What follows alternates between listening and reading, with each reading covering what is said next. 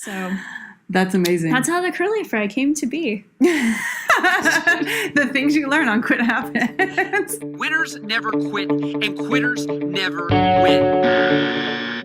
Quitters win all the time. Let us show you how on Quit Happens. Girl, forget about this thing. Right. Hey, everyone. Yeah. Hey, everyone. Lynn Marie Morski here, and welcome to this episode of Quit Happens. Today, I am super stoked to have with me my friend Amy Porter. Amy and I go back at least 6.5, 7 years. We met each other in capoeira. It's a Brazilian martial art we do. And I've just got to give Amy's introduction. I love it. She is a real estate professional here in San Diego. This is Amy's self-identification. She is an ex-Mormon, lesbian, daughter of the inventor of the curly fry, and she went from welfare life to curly fry kingdom. And I can't wait to hear all about it. Amy and I have been friends forever, and a lot of this I have never even heard. So I'm very much looking forward to hearing this, Amy. We should all interview our friends for sure. It's true. This is true. I'm going to learn so much. A little bit of backstory on why I asked Amy to be on the podcast is because when we were training capoeira together, she initially had a career in social work, correct? Mm-hmm. And she made a big career shift. And so that's why I thought I was going to be interviewing her. And so with all the guests, I send a little questionnaire and, what quits would you like to talk about? And to my surprise, the quit that Amy mentioned was not just the quitting social work, but she had 3 quits. The social work was essentially the least exciting of the 3, or not exciting, but like many of us have quit a job. But the other 2 quits are really interesting, and I think they're going to be really impactful for our listeners. And those are the 2 that I don't even know the full details of. So I will be learning just as much as everyone else. So again, Amy, welcome. Thanks for reaching out. I'm excited to be here. Oh, I'm glad. Okay, tell us the 2 seconds. You said you're a real estate professional. Exactly what are you doing these days? And then we'll get back to where you were before all of these transformational quits. Okay. So I've been in residential real estate here in San Diego for the last several years or so. As an agent locally, I flip houses once in a while. I'm also going to be doing just a little program development for some different additions to our company that we're going to be bringing forth or rolling out into the marketplace. So I'm kind of all over the place in terms of, I have a few things within real estate that I do. So we're going to head back to preteen, teenage Amy, because I asked her what era of life did these transformations start? And she said about a preteen, teenage years. So if you can take us back, what was your life like then? All right. So 2 seconds of background before that. So I grew up, my parents split up when I was little, and I grew up single mom situation. My mom was a drug addict. She was on welfare. It was, we moved probably every 6 months or so. Grand total, I went to, I think, 14 different schools growing up, just because we never quite, I didn't understand what was going on at the time, but we were always getting kicked out of places. We couldn't pay the rent, whatever. And our house was just kind of this revolving door of different boyfriends my mom would have that, essentially, in addition to welfare, would kind of supplement her ability to get by. They'd come in and take care of us for maybe 6 months, and then they'd be gone. So, and, just in the drug world, a lot of interesting characters that you get exposed to for sure. So I definitely became accustomed to change, being able to adjust, make new friends. You can look back and there's a lot of really great things that can come from some of these early situations. But around the age of 12 or 13, I was really, really, really ready to take my own life. I was just really, really depressed. We had just moved right before starting my freshman year in high school to an area that I didn't know. And my mom had actually moved over the summer and didn't tell me. I was spending the summer with my dad, and I came back and we lived somewhere else that was out of the school district I thought I would be in. And I kind of just, starting high school in that lonely place with a mom that was just drugged out of her mind all the time. And I was finally getting old enough to realize what was going on and how, she just didn't really even seem to want to try.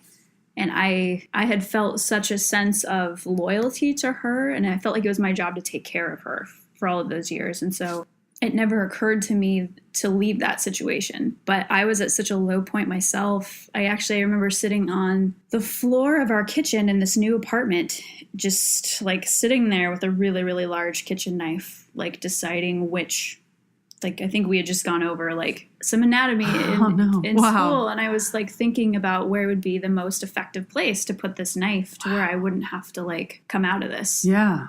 And that particular moment was just like, okay, I've got to do something. Like this has gotten to kind of an unmanageable place. And so that was kind of like the moment where I decided there needed to be a big change. There needed to be a quit. And luckily I was in a situation where I did have another parent that was much more stable that I could go to. I just never considered it as an option because I was like, if I leave, like, who's going to take care of my mom? Like, she's going to die. Like, something's going to happen if I'm not here to take care of her. But I think at that point, I think I was mature enough to understand that people make their own choices. And there was only so much that I could do. And me staying there wasn't helping her. She was still passed out in her room somewhere and had been for days. And I was sitting on the kitchen floor with a knife because I was just so depressed and hating my life. And it's like, okay, that I never thought of that moment as a quit actually until you were like asking me about scenarios where I quit. And I was like, I quit a whole life in that moment. I quit an idea that my existence was to take care of my mother and to keep her from dying. Like, I don't even know that I thought so much about what I wanted to do until later into my teenage life when I went to go live with my dad, and I had a stepmom and I had a brother, and life was stable, and I got to be involved in sports and all of these things that I wanted to be involved in but didn't get to because my mom was like, we don't have the money, I can't take you, I don't want to drop you off, like all that stuff. So it's like I got to quit a life that was about trying to prop somebody else up and try to make them better to a life where I got to actually like be a kid and think about some of the things that I wanted to do. So that was kind of the first major moment, I think, where I feel like I really like drew a line in the sand and like quit something and started something new. Gotcha. That is one of the two quits that I was speaking of when I said they were really special, because rarely do people quit a non-spouse or interperson, like non-romantic relationship family member. And the way that you phrase it is absolutely right. You had to quit the mindset that was keeping you there with her. Had you at all built an identity around being her caretaker, or was that kind of unwillingly thrust upon you? Like, did you have to kind of break apart that and say, like, no, I'm my own person? Because it made me think of that when you said you hadn't even really thought about your own future. You were just so focused on her.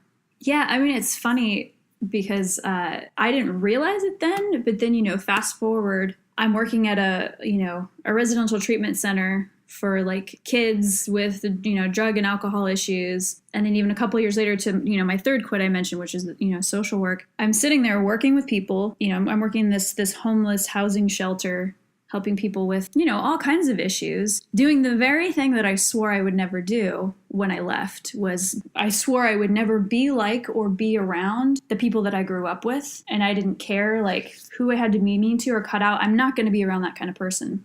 And then fast forward and I'm sitting in offices with them all day long, trying to help them. And it's really funny how, I absolutely built my identity around it. And then I chose my career around it. Yeah, I think that brings up an interesting point that you thought you were quitting an identity when you tried to quit an identity, but like that, it can be so deep rooted that somehow it finds its way back. Yeah. But it's impressive to me that you even quit that, because identity quitting is the hardest. You're ripping out part of what you identified with for so long. It's the same thing if you quit, and I think this will probably kind of get into your next quit when you were talking about quitting Mormonism, but it's when a large part of your life and your identity is built around a thing, it makes it really hard to quit. Oh yeah, for sure. So after you decided to quit being kind of the caretaker of your mom and you asked to go live with your dad, how were things then? Oh my gosh, it was like night and day.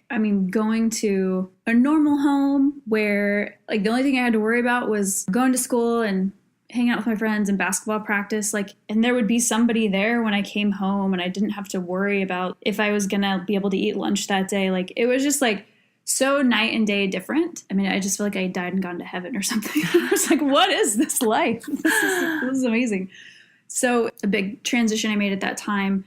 My father had remarried this woman who was a member of the Mormon church, And so he had since converted, and, you know, they were very strong in that faith. And, you know, I mean, I didn't really think much about God growing up. It wasn't something that my mom, I mean, she kind of vaguely talked about it. But anyways, they were going to church every Sunday, and I was, you know, started going with them. And, you know, you meet this whole community of friends, and you have all these people, and everyone's sober and like really nice, and they're engaged in all these service projects. And it was just this whole different world. And I was like, this is great. Like, I want to be a part of this. And so I had joined the Mormon faith as a teenager. And, you know, I mean, I think I associated so much of that contrast between the light and the dark with me joining the Mormon church, because it was just such a different world with different people and different things that you talked and thought about, that I think, you know, later that's what had it be so difficult to quit, is because it felt like such a saving grace in my life that completely like turned around my everything.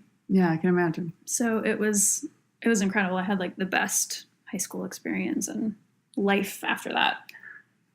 So what eventually led you to want to leave the Mormon church? And if you can explain a little bit about not only what led you to consider the quit, but maybe like the different mind states or thought processes you went through when deciding whether or not to quit. First of all, like, I think like a lot of Christian faiths, or maybe I just think a lot of them are like this, you know, there's this plan, and particularly in the Mormon church, it's like, you know, you find the nice man, you get married in the temple, you have kids, you know, you live happily ever after. And the Mormon church is so integrated into your everyday life. You know, you have all these practices, spiritual practices throughout the day. You have church for 3 hours on Sunday, not one. You have youth events. You're called to serve in capacities that sometimes take up, you know, 20, 30 hours a week.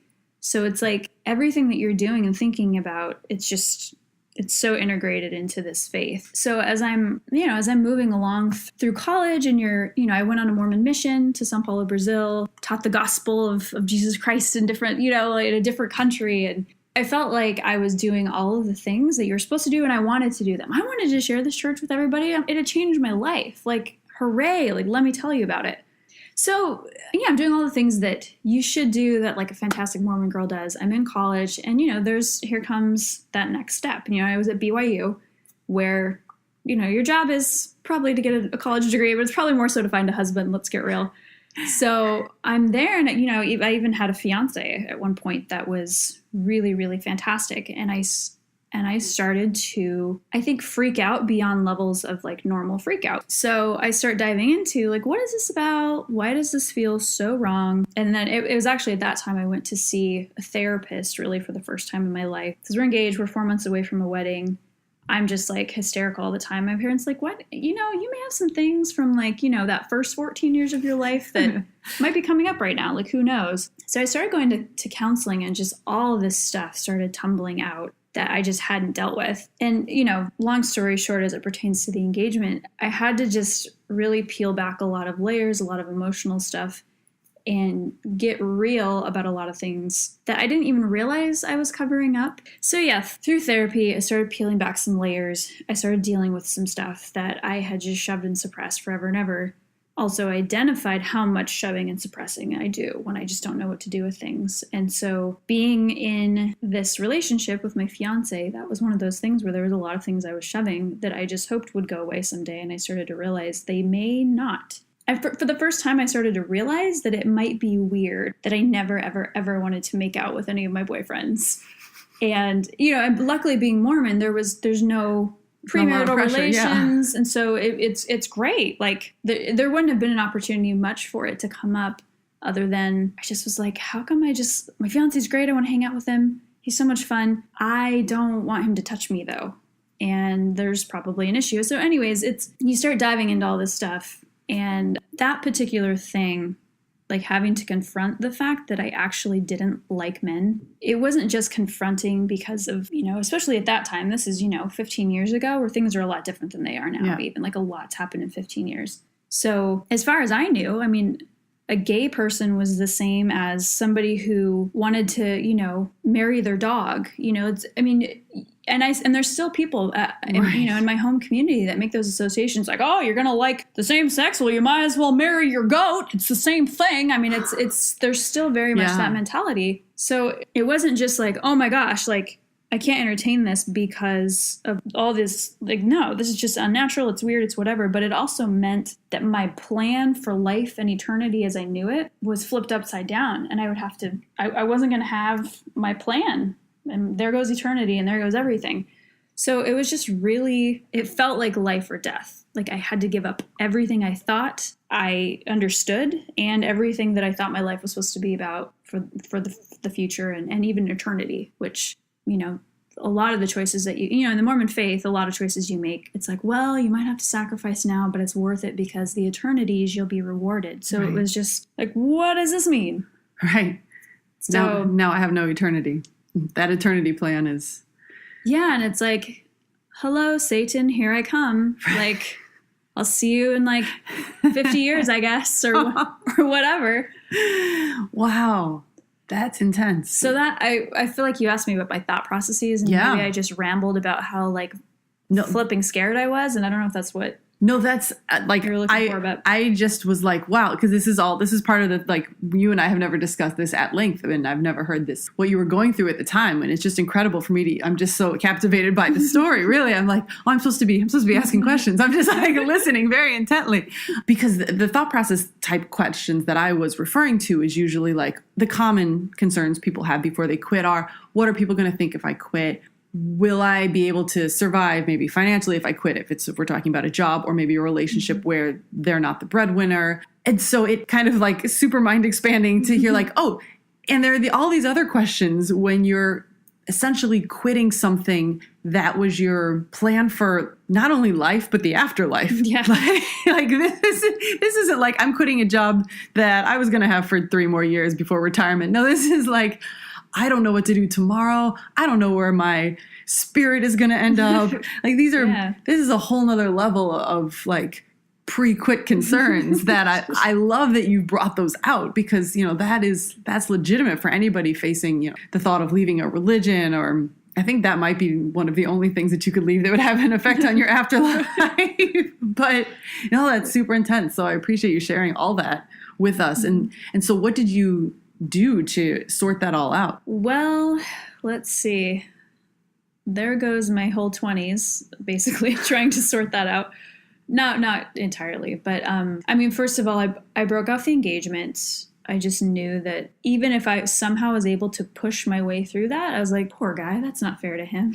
He should find somebody that, yeah, you know. So on an individual level, like that, you know, I had to kind of cut that off. And then I just feel like there was just a number of years where I just kind of flopped around. Like I doubled down on what I knew to do, which was pray, read the scriptures, go to the temple, do everything that I could, you know, all the things that are supposed to bring you like extra strength. And when it all just seemed to get worse, and again, here we come to like, you know, suicidal moment number 2. I don't know why it seems that I have to get suicidal before I'll make a big change. Well, but I don't think it's that uncommon, because, you know, when you're saying life or death things, you think, okay, well, if death is my only choice, we've got to fix the life. Yeah. Yeah. So I got to that place where I was just like, okay, well, if I'm gay, that means I have to give up my whole family, everything I know about myself, this life and the next life. So I'd rather not do that. So there we are, boom, like in suicidal land again. And I think what was the turning point was finally being able to communicate and talk to other people about what I was experiencing, because I definitely had it like, I can't tell anyone about this because they're going to think, you know, that I love goats, or that, you know, again, like bestiality, pedophile, like it's all in the same realm. So, and especially living in Utah where everyone's, you know, 99% Mormon, I just felt like I just couldn't talk to anybody. So I met this kind of group of women who were gay. And actually, it's interesting. I remember I was in the car with this new friend that I had made, and she had her friend in the front seat, and they weren't a couple or anything. But the girl mentioned, the new friend that I had made, she mentioned something about her girlfriend. And then I was like, wait, do you mean like your girlfriend?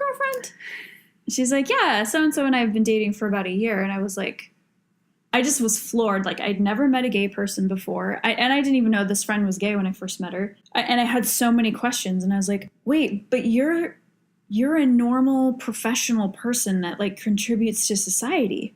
Like it did not mesh with what I thought gay people were, which was like these alcoholic, crazy, perverted whatevers marching around the streets of San Francisco, just being, you know, being gay. I don't, it's like, it sounds so crazy now to explain, but I remember thinking that. So anyways, meeting this girl just blew my mind. It just, and then meeting her and then more of her friends. And it's like exposure, I would say, is the number one thing that had me be able to sort through these two worlds that I was conflicted about. Because I think it's like sometimes you're trying to make a decision about something and you're choosing between, maybe even it's a new job or it's a move to somewhere. There's some degree of uncertainty about it. And part of what helps make that transition is when you get a little bit more understanding, answer a few questions in the land of uncertain. So through meeting her and all of her friends, I was able to just really just get a lot of things answered and just see that this world, this thing that I was trying to resist, actually wasn't what I thought it was. And I didn't have to be any sort of or any kind of way to participate in it. And I could fit in just the way that I was. Like, you didn't have to like ride a Harley Davidson and have like a weird haircut and, like all the things that I thought about lesbians. So anyways, the shift came from exposure. And it doesn't mean that it was easy after I got a peek into the world that I was trying so hard not to move towards. I still had a lot to deal with my family, but that was the big shift, is the exposure and meeting other people and being able to then communicate about what I was dealing with when I'd been so closed off and when, it's like I had the secret I had to take with me to the grave prior to that, which is like, it's toxic and it's suffocating and it feels terrible. And then how did you go from there to finally deciding to leave the Mormon church? So through this friend, I met a friend of hers who ended up being my first girlfriend. She also came from a Mormon background. And forever and ever, I tried to do both. I tried to go to church and still have my girlfriend. And then there was a lot of back and forth, a lot of me like breaking up with her. I can't do this. I have to do what God wants me to do and blah, blah, just lots of back and forth. And I think once I got clear on the fact that you could still be a really, really fantastic human being and not be a Mormon. Again, I know it sounds silly. But that's what you would experience. You'd experience pre-Mormon life was kind of a disaster. Yeah. And Mormon life was amazing. So it's totally understandable that was the black and white distinction you'd made in your head. Yeah.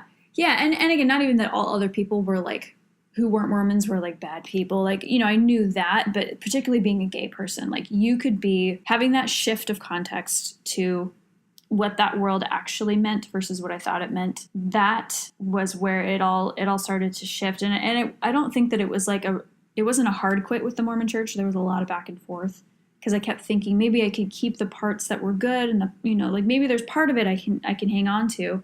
But it was just one of those things. It's kind of an all or nothing thing.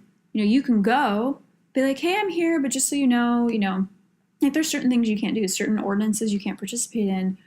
I always was, teaching Sunday school and leading the women's organization I was always so active that it was hard to just go and sit there and not be able to raise my hand and not be able to take the sacrament and all the things that, make up like, kind of the foundational pieces of the church. So eventually, I just said, I've been trying to force it so long, and I know how that feels, which is pretty terrible. So I was like, you know what? The Mormon church will always be here. I'm going to try to just step away from this, as painful as it was. And I think, there's still moments where I miss it, honestly. Like, there's parts of it, and especially when I go home and I'm around my family, and there's elements of it. But at least now, like, I can appreciate those elements, but I don't have to have all of it. It's not as black or white for me as it used to be. I could take the good and like leave the rest. I just kind of looked at like, what's the core of what I need and want in life? And I want to share my life with someone. I want to be able to come home and tell somebody about the good, the bad, the ugly. And the idea for me of going through life completely alone and knowing that's just, because that was the option, right? In Mormon land, like you can just stay alone, and then you can still remain Mormon. And I was just like, I've never like met God, but I'm pretty sure that humans aren't meant to just roam this planet by themselves and that things are always better and more beautiful when they're shared. And I guess I'll just have to live, pearly gates, whatever, one day I'll just have to live with like, listen, I'm sorry I chose to share life and share the beauty with another person if it's not the person that, I don't know. I just got to where I'm like, really? Is this the God that I want to know? The one that would send me to hell for just being like, sorry, I wanted to share my life with someone? Right. Like there was just some conflicting thoughts that didn't make sense together anymore. So, but it took a while. It was the longest quit of my life. I mean, it was probably several years. And when you were contemplating that quit, I know you mentioned that, how do I tell my family? Was it a twofold thing, telling them, one, I'm a lesbian, and two, I don't want to be Mormon anymore? Was that a two-step process, or did it all come out at once? And what were the fears surrounding that? Because I can imagine that was weighing on your mind. Oh, for sure. It actually ended up happening pretty much at once. I did a weekend course, the Landmark Forum. After I did that, I was like, I just got to tell them, I just got to rip the Band-Aid off. Because I'm the one over here just like dying inside. So shortly after that, I told them, they already knew that I'd been really struggling. They didn't know exactly what was up, but they knew that I'd been, unhappy for a while. So I told them. My dad, he didn't talk to me for a few months. I think he just needed a little bit of space. My stepmom, she was, I think, as great as she could have been. But yeah, there was definitely those fears of, what if I lose them? Like, what if this is too much for them? I think the thing that's been one of the beautiful things that I've learned through this quit is that, particularly around that question of like, what are people going to think? Am I going to lose my loved ones? Like, people are going to cut me off, like whatever. I've been surprised at how big people can be when you give them the opportunity to be. They love their faith and they love me, and they don't get it. And even to this day, they don't get it. But I think for them, they're like, there's just certain things in this life that maybe it's not our job to sort it out. If we knew everything, we'd already be God, and we're not. They've come a long way. And it's, it took a number of years. I mean, I'd been with my partner at the time. I'd been with her for 5 years. And finally one day I was like, and my parents were talking to me about coming home for the holidays. Like, I would love to come home for Thanksgiving, and I'm not coming by myself this year. So I either get to bring my partner, or we're just not going to have the holidays together, or this particular holiday. And, they had a family council about it, and they talked about it, and then said, okay, she can come. We're not comfortable with you staying under our roof, but you can come, visit, which is fine. I got to stay with some other family members, and it was fine. But I think it's just funny because you're so afraid. Like, we live our lives years. Like, come on, my whole 20s, I just like cowered and didn't share and felt so suppressed over what my parents might think, who had lived in some state far away, and I barely even ever saw them. And it's like, that stuff dictates our lives. And it wasn't like, my parents still don't have like, rainbow bumper stickers on their car, but I get to share my life with them now. And I have this weight lifted off me, and I just get to go be me in the world. And the very thing that I was so scared of, it's like, because we've had to now deal with something in our relationship, it's almost like there's just this additional strength that's there that wouldn't have been if things were just like easy peasy all the time. And they've even told me, as a result of this experience, they're just so much more open and compassionate to people that are different than them. Because I think that's what it boiled down to for them is it's like you're scared of things and people that are different than you until you get exposed to them. So just like my car ride in the car with this girl, it's like exposure just blew my mind. Same with my parents. It's like that's been the key. The power of exposure is crazy is basically what I want to say, and just like sharing. Because I remember the time when I was living in Utah, and it was, things were topsy-turvy, and this was when Proposition 8 was a big deal here in California. And my dad was actually one of the people who was very involved in collecting funds from the Mormon church to try to stop gay marriage. And he didn't know anything at the time, but I remember being on the phone with him, and he was like, don't say anything to anybody, but we've got to do everything we can to stop this thing. He's like, if this passes, the degradation of society as we know it is upon us. I just remember putting my hand over the phone and just like weeping. And I was like, how am I ever going to tell him? Like, there's no way I'll ever be able to tell him. So it's not even like, oh, the fear's just in my head. It's like, no. There's that is a new big, level. like obstinance against this thing that I am that apparently is the downfall of society. So that's pretty intense. But later and, in recent years and gay marriage being passed and, everyone's like, hooray, it was passed. And not to say those things, that doesn't matter.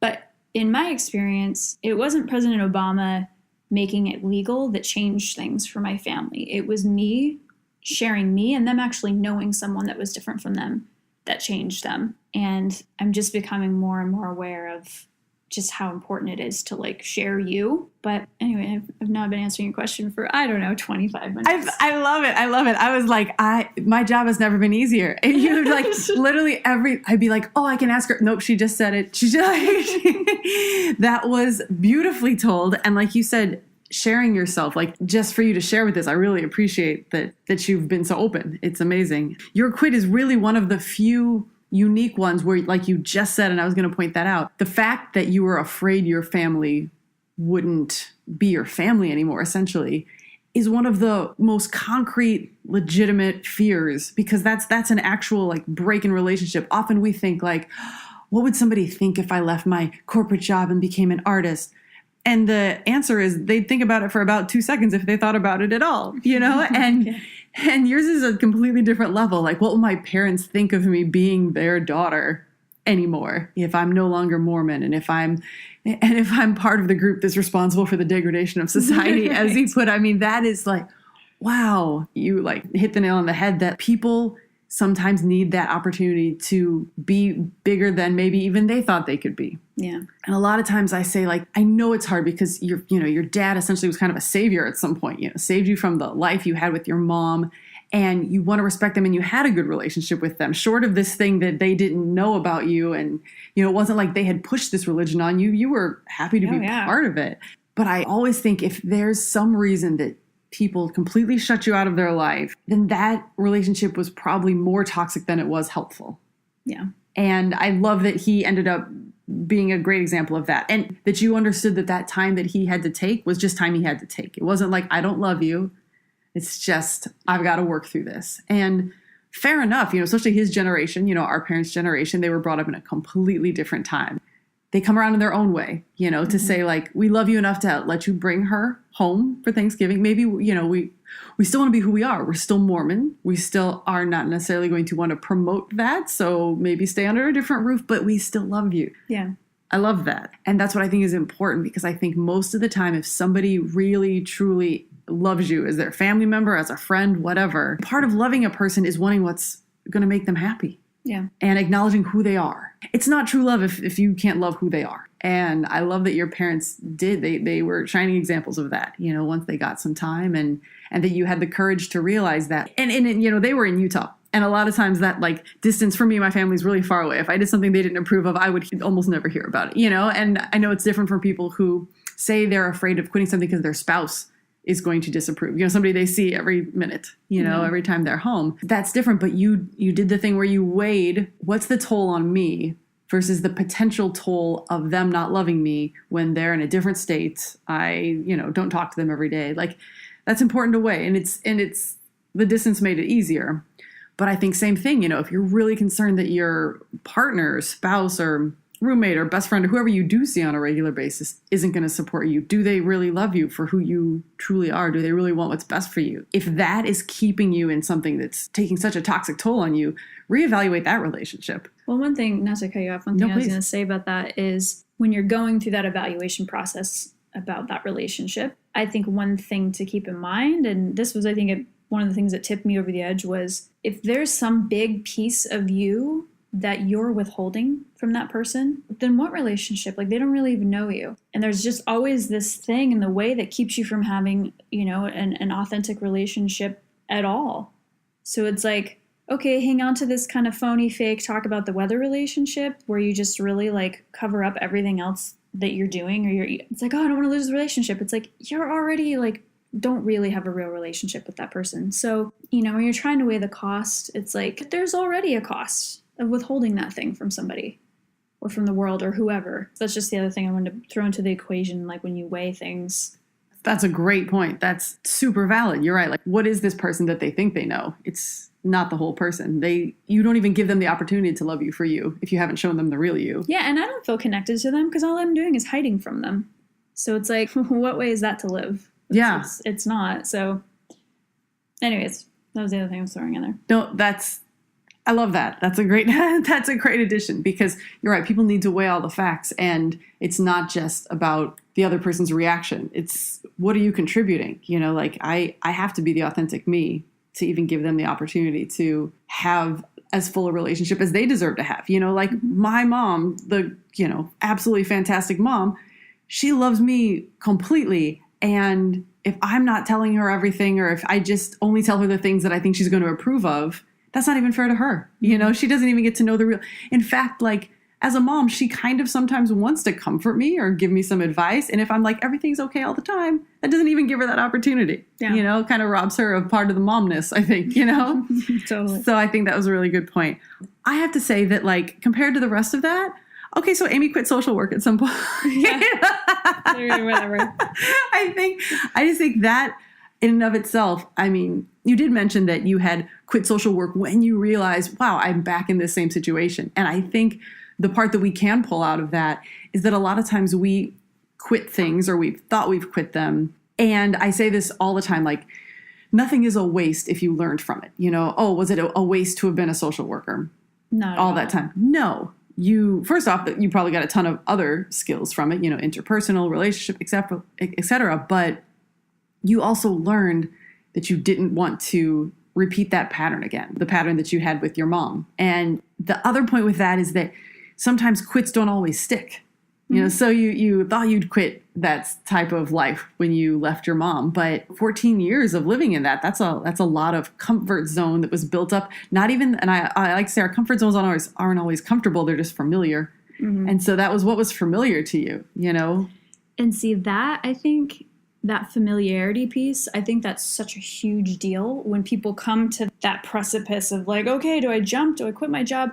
I think it's super fascinating. I don't know what the stats are on this. I've read it a number of times, but I think it's fascinating to look at what people ended up choosing for their career and how it's such a match to who they thought they were or what they were familiar with. So, in this case, like I was familiar with, I knew how to like take care of druggies and dysfunction. And, it's like, I was familiar with how to do that. And then fast forward, whoa, now I'm doing it as, for a living.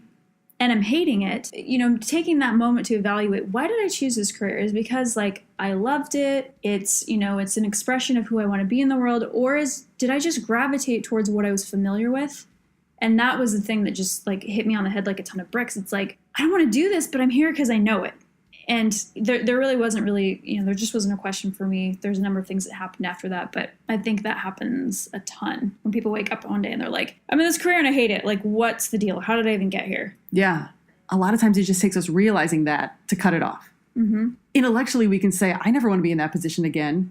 But then your subconscious just keeps acting this one way and you keep doing this social work. And then when your, frontal cortex or whatever, the rational part says, oh, no, I was totally doing this thing that I said I would never do as a child, then it's so easy to cut off because rationally that you never wanted to be in that again. It's just kind of a process of the rational part fighting the subconscious old school familiarity zone. Mm-hmm. Amy, I cannot thank you enough for sharing. Oh, by the way, to make the intro make sense, tell us how you ended up being in a curly fry kingdom. No, it's funny. I was just trying to, weave in a thing or two that might be fun for an intro. So my dad's wonderful, by the way. I know I mentioned that one piece about a phone conversation. He's wonderful. Like I've never been closer to him. We have a great relationship. So I don't want to make him sound like a bad guy, but he also is responsible for bringing the curly fry to the world. Yeah, it's not like if you Googled who invented the curly fry, his name would pop up or anything. But he was the head of that company at the time and headed up the research and made it all kind of happen. And then went on to do, like crisp cut fries and, the Burger King fries that have a coating on them, all of that. Like he basically took fries from just this little potato stick to bringing it into all these different varieties. Like my dad was really had a big hand in that. So that's amazing. That's how the curly fry came to be. The things you learn on Quit Happens. Thank you so much, Amy. I really appreciate you sharing everything with us. You shared a lot of deep personal things. And again, that just gives more people opportunities to know you and feel less alone in their quits of all varieties. So I really appreciate everything you shared. I hope so. Thank you. Absolutely. All right. Until next time, everyone.